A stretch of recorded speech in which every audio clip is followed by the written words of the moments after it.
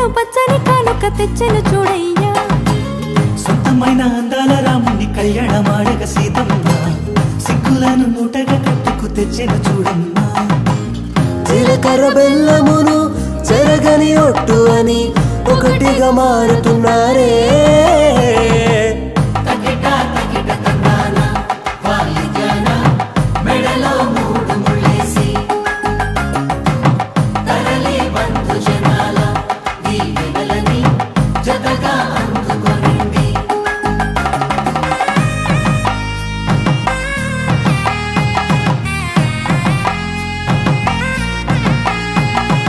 ఎగిసే వేడుకలే నింగినే తాకగా